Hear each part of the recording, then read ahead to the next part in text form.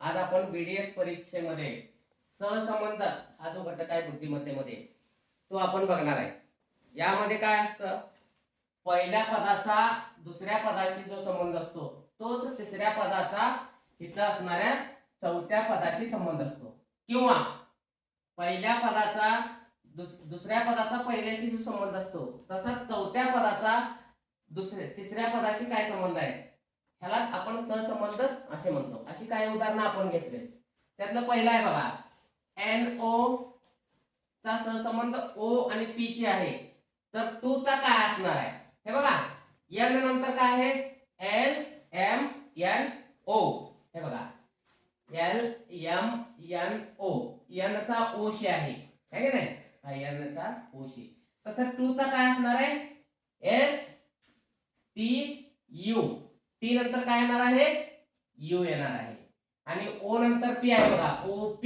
तसं UP, इथं पण O आणि P. O नंतरचा येणार, O नंतरचे येणार काय आहे अक्षर P आहे. मग ह्याचा पर्याय काय येणार आहे, UP. त्याच्यानंतर बघा 63 चा 36 शी असणारा सहसंबंध, तसाच 86 चा कोणाशी संबंध असणार आहे, 36 चे आकडे उलटे केलेत बघा. हे पुढे गेलेलं आहे आणि हे अगोदर घेतलेलं आहे. तसंच 8 हे अगोदर 6, पर्याय काय येणार आहे तिसरा 68.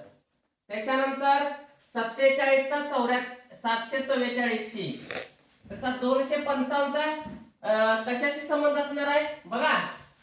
47 आपण ह्याच्यावर हात ठेवूया.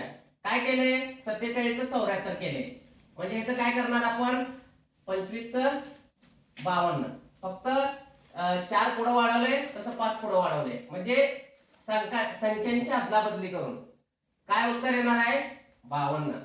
मासा जलचर, चौथा प्रश्न आहे.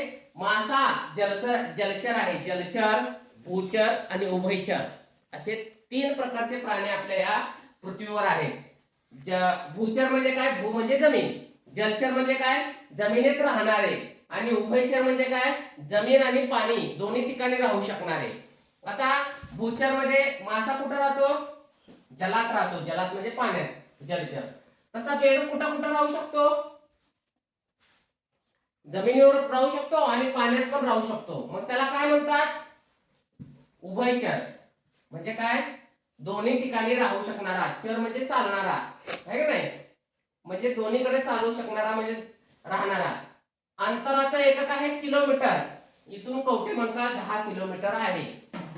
असं कधी ऐकलंय का, इथून कवठेमंकाळ 5 लिटर आहे असं ऐकलंय का, किंवा इथून कवठेमंकाळ 5 किलो आहे असं ऐकलंय का. आपण मीटर, लांबी मोजतो मीटर मध्ये, वजन मोजतो किलोग्रॅम मध्ये आणि ग्रॅम मध्ये, आणि द्रव पदार्थ म्हणजे पातळ पदार्थ असे जे आहेत ते कशात मोजतो आपण, लिटर मध्ये.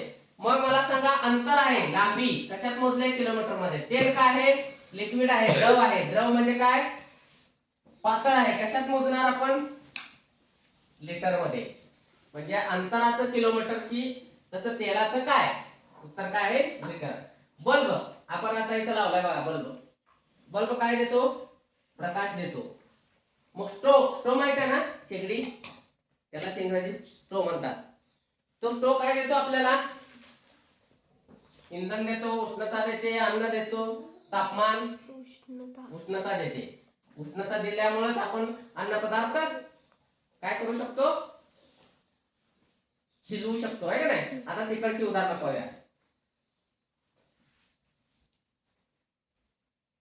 आता या फळ्यावर बघा आपण होका यंत्र, होका यंत्राचा सहसंबंध कुणाशी आपल्याला शोधायचा आहे.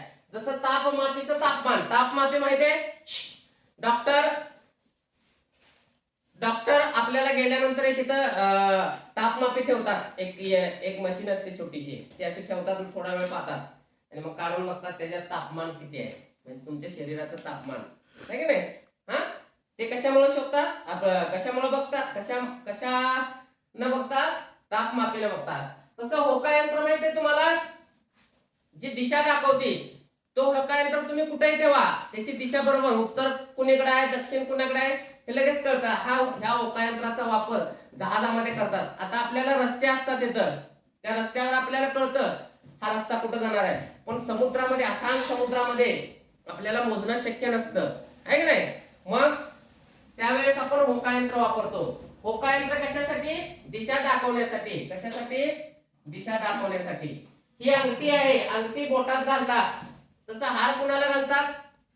आपण गणपतीला घालतो, मूर्तीला. मग त्याचं उत्तर काय येणार आहे?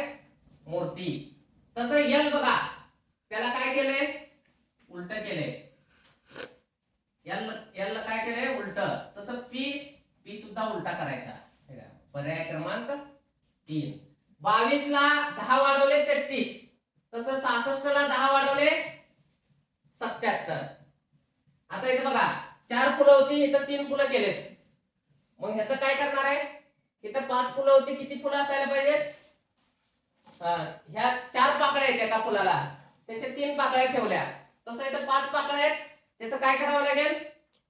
4 पाकळ्या ठेवाव्या लागतील. आता इथे बघा, ह्या त्रिकोणामध्ये, हा त्रिकोण आहे, यामध्ये 3 रेषा आहेत. हा चौकोन आहे, यामध्ये 4 रेषा आहेत. म्हणजे 4 कोण 4 रेषा.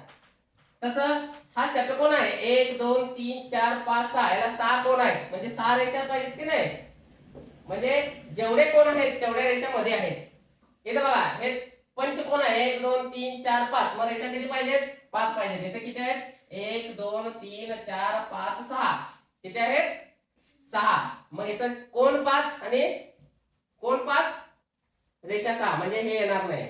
हे बघा, इथं कोण किती आहेत? 1 2 3 4 5. 5 कोण आहेत? 5 रेषा पाहिजेत, म्हणजे इथं हे पण येणार नाही.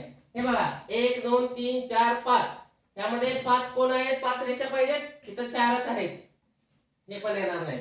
1 2 3 4 5. 5 कोण आहेत? 5 रेषा आहेत का? 1 2 3 4 5, म्हणजे पर्याय क्रमांक 4. जेवढे कोण आहेत तेवढ्याच रेषा असणार आहेत. तुम्ही सराव करायचा.